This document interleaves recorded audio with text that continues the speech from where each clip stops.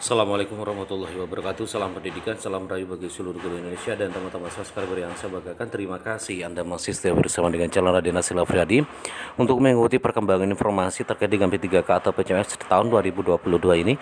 Mudah-mudahan Bapak Ibu dan teman-teman subscriber selalu diberikan kesehatan oleh Allah Subhanahu wa taala, dimudahkan segala urusannya dan diberikan rezeki yang melimpah dan diluluskan menjadi P3K di tahun 2022 ini. Amin ya rabbal alamin.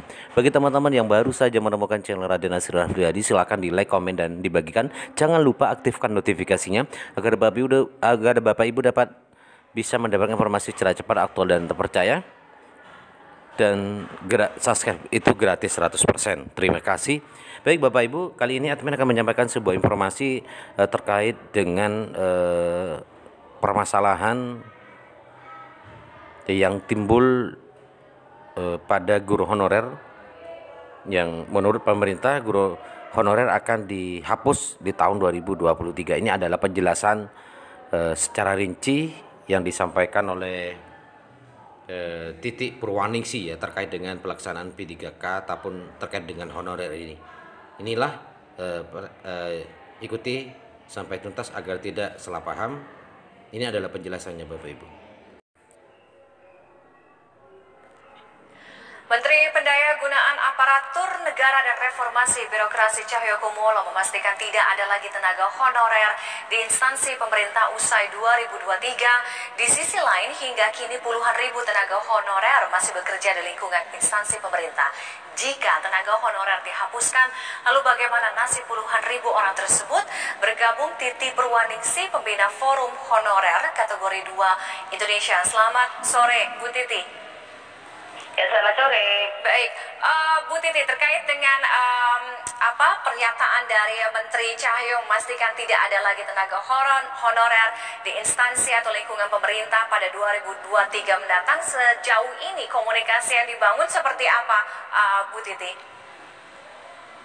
Ya, yang jelas, selamat sore semuanya, yang jelas dengan berita atau statement dari Kemenpan RB seperti itu membuat suatu hentakan yang luar biasa buat kami. Di sini perlu kami jelaskan dulu ya Mbak, bahwa kami adalah honorer kategori 2. Itu karena ada dasar hukumnya atau payung hukumnya. Nah, ketika kita sudah mengabdi sekian puluh tahun, paling sedikit 18 tahun, bahkan ada yang 30 tahun, tiba-tiba ada sebuah hal yang menyatakan bahwa honorer ini sudah mau dihapuskan. Ini seperti kayak habis naskah dibuang. Buat kami artinya selesaikanlah dulu kami, khususnya honorer kategori 2 yang jelas ada dasar hukumnya, barulah peraturan itu mau direalisasikan, silakan. Jadi tolonglah hargai kami yang berhonorer sejak minimal tahun 2004. Bayangkan sudah sekian puluh tahun, tiba-tiba setelah proses waktu menunggu kami dengan sabar, ternyata hasilnya seperti ini. Oke. Kami terus membangun komunikasi, terutama dengan pemerintah daerah. Dan pemerintah daerah selama ini ternyata masih membutuhkan kami. Namun yang kami takutkan juga, ketika ini terus berjalan rekrutmen, dan kami honorer tidak bisa masuk, ini yang kami takutkan, ini benar-benar terjadi kepada kami. Maka dari itu, kami hanya bisa berharap, kami hanya bisa memohon, ulangi kembali, review kembali, ataupun revisi kembali aturan yang akan diberlakukan. Khususnya untuk honorer kategori 2 ini, yang benar-benar sudah berdatabase BKN, jadi resmi sebagai honor dari pemerintah yang mengeluarkan. Iya. Baik, Bu Titi, selama ini tidak pernah ada komunikasi yang berujung dengan solusi bagaimana tadi keluhan dari Bu Titi untuk kategori 2 ini. Apakah di kategori 2 ini para tenaga honorer ini pernah dijanjikan atau mungkin tadi seperti Bu Titi sampaikan diberikan kesempatan untuk mungkin mengikuti tes seperti yang lain-lain. Jadi ada pemerintah juga pernah menawarkan solusi perihal tenaga teknis administrasi yang mungkin tidak ada dalam jabatan fungsional PPPK, Bu Titi. Iya, sebenarnya kami sudah, katakan kalau ngomong lelah, kami sudah sangat lelah. Kalau mau kami bahkan ke istana, bahkan ke DPR sudah ratusan kali. Dan kami hanya minta sebuah solusi yang terbaik, yang adil, yang bijak buat kami. Namun kenyataannya di sini sesuai dengan katakan terus waktu berjalan ini, seakan-akan kami itu terabaikan. Contoh rekrutmen ini, mulai untuk khususnya teknis administrasi ya Mbak, ini terakhir tahun 2013. Sampai detik ini itu belum pernah diadakan kembali untuk rekrutmen teknis administrasi khususnya dari tenaga honorer kategori 2. Alasannya? Sampai hari ini alasannya ya itu yang tadi Mbak sampaikan, bahwa yang teknis administrasi yang teknis lainnya ini bukan menjadi tenaga fungsional, tidak bisa masuk PPTK. Sedangkan honorer kategori 2 ini mayoritas umurnya di atas 35 tahun, jadi tidak bisa masuk PNS, biasanya masuk P3K. Kalau di P3K ini pun tidak dapat kesempatan untuk ikut tes, terus mau bagaimanakan untuk selanjutnya? Oke. Bu Titi, bisa diberikan gambaran gambaran besar kepada kami sebenarnya kan kebutuhan dari lembaga atau instansi pemerintah terhadap tenaga honorer ini kan sangat besar, artinya masih sangat dibutuhkan. Nah, bagaimana gambaran di lapangan? Selama ini memang sangat diperlukan karena memang tenaga honorer ini mengisi slot atau ruang-ruang kosong yang tidak bisa diisi oleh ASN atau PNS. Saya beri gambaran begini, contoh kecil saja. Kebetulan, kalau saya ini kan guru ya Mbak. Iya. Dan di guru itu, dikatakan di robel kami, di sekolah kami, itu namanya Pak Bon. Ada namanya penjaga sekolah. Penjaga sekolah ini tuh sebenarnya sangat dibutuhkan Mbak. Kan tidak bisa digantikan robot. Terus kemudian tenaga teknis administrasi TU itu juga sangat dibutuhkan, yang input data, terus kemudian yang segala macam dengan hubungannya mengenai dengan data dan juga IT, itu tenaga TU kok katanya mengerjakan. Ini satu hal yang pemerintah lupa, bahwa di lapangan ini tenaga-tenaga ini sangat dibutuhkan. Yang mereka katakan bahwa untuk struktural ini sudah lebih, namun kenyataannya dari 2004 ya Mbak, minimal Mbak, bahkan dari 98 juga ada, sampai saat ini masih bekerja terus-menerus dan masih guru-guru kategori 2 dan tidak ada kepastiannya, sampai saat ini masih bekerja di ruang yang sama. Oke. Dan jadi kalau alasannya tidak kebagian tempat, mohon maaf, itu alasan yang ngawur. Terus kemudian Mbak, khusus honorer kategori 2 itu pernah tahun 2015 itu sudah ada hearing antara pemerintah dan DPR. Kala itu sudah akan mengangkat seluruh honorer kategori 2 yang jumlahnya 440-an ribu itu se-Indonesia menjalankan PNS kala itu, namun terbentuk oleh tata aturan. Seharusnya, dan pernah ada roadmap loh Mbak, seharusnya honorer tadi sudah selesai loh. Namun rekrutmen ketiga tahun ini justru honorer kategori 2 tidak mendapat tempat prioritas. Justru prioritas anak yang punya sertifikat, yang khusus guru kemarin.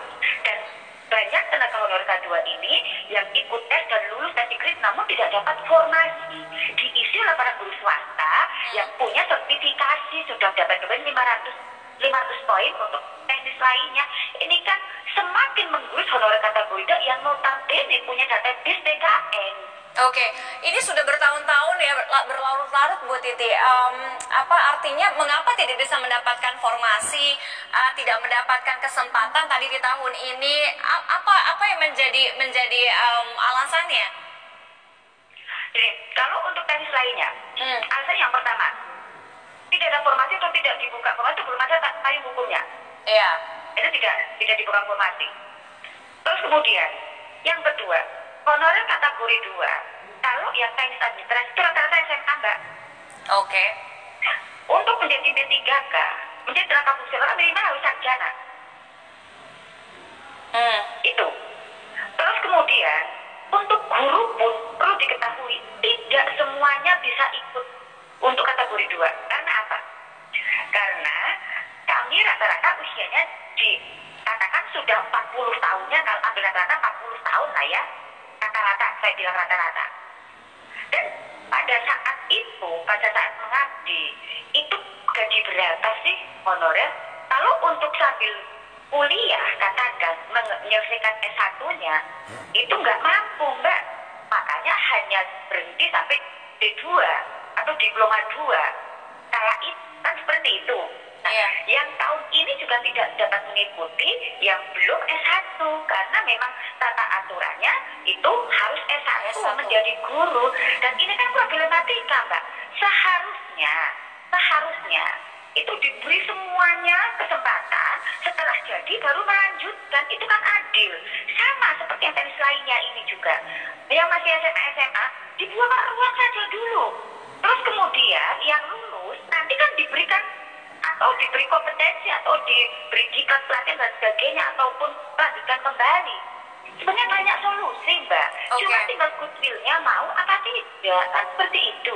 Oke, tergantung goodwill-nya mau atau tidak, ada solusinya. Artinya begini, kalaupun nantinya ada solusi, diberikan kesempatan formasi mengikuti tes gitu kan, akhirnya juga harus bersaing kan dengan yang memiliki pendidikan mungkin di atas yang sudah lebih dulu, ya kan, sudah S1 dan sebagainya itu. Bagaimana Bu Titi? Yang penting kalau buat kami, Mbak, yang penting diberi kesempatan untuk tes saja dulu. Oke. Contohnya kami selalu dari dulu itu selalu bilang kategori 2 tidak kompeten, tidak layak. Nyatanya kemarin di tes semua rata-rata kategori itu lulus, hanya tidak dapat formasi. Semua lulus? Ini juga PR, hampir saya bilang rata-rata. Jadi ini PR bagi pemerintah. Yang tidak dapat formasi harusnya diberikan formasi, tidak ikut tes lagi di tahap ketiga. Tahap 1 lulus, tahap 2 lulus, tetap tidak dapat formasi. Terus disuruh tes tahap 3, terus nanti optimalisasi formasi lah. Kalau dapat lah, kalau nggak dapat lagi, terus dihapus. Padahal sudah dibuktikan ya. Sudah dibuktikan dengan lulus tes tadi ya, Bu Titi ya, sebagian besar rata-rata. Kami itu kompeten, Mbak. Dan yang lebih membuktikan bahwa kami kompeten adalah apa? Pengabdian kami yang puluhan tahun. Ini kompeten plus kami loyal kepada pemerintah, dan kami berdiri di atas aturan pemerintah. Makanya kami ada. Dan pada tahun 2013, Mbak, itu ada surat Kemendagri yang mengatakan surat pelarangan pengangkatan honorer kecuali honorer K2 yang diambil pemerintah. Tapi kenyataannya pada tahun ini dibuka seluruh honorer K2 itu tergerus, tidak dapat formasi dan formula khusus. Ini kan tadi kebijakan ini yang untuk K2 ini kan tadi tidak diteruskan, mangkrak di tengah jalan. Jadi memang salah satu yang mengganjal adalah artinya mengapa ini dianggap tidak manusiawi, karena mereka ini adalah mereka yang sudah mengabdi puluhan tahun, salah satunya seperti itu alasannya. Bu Titi, saya akan minta tanggapan Anda. Ini Menteri Cahyo, Menpan RB kan mengatakan bahwa rekrutmen tenaga honorer ini mengacaukan hitungan kebutuhan ASN katanya di instansi pemerintah. Padahal beberapa instansi pun mengatakan memang sangat membutuhkan tenaga honorer. Nah, karena ini berkaca dari kebijakan yang memang diimplementasikan di beberapa negara maju dengan catatan, misalnya jumlah civil servant-nya, jumlah ASN-nya atau pembuat kebijakan ini lebih sedikit angkanya dibandingin dengan public services-nya atau government worker-nya. Tanggapan Anda, tapi mungkin nggak sih ini diimplementasikan di sini juga di Indonesia? Yang jelas seperti ini, Mbak.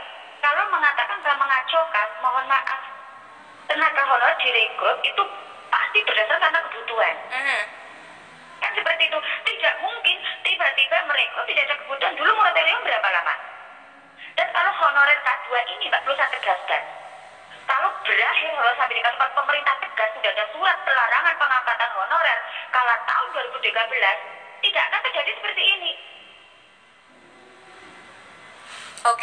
Baik. Itu dasarnya itu karena apa? Sudah ada surat pelarangan pengangkatan honorer, tapi masih dibuka honorer terus. Bahkan sekarang justru yang berhak honorer K2 ini hasilnya berhak justru malah tergerus oleh aturan itu. Belum selesaikan, sudah tidak dapat tempat. Mudah-mudahan akan ada ada solusi yang terbaik untuk tenaga honorer kategori 2 ini.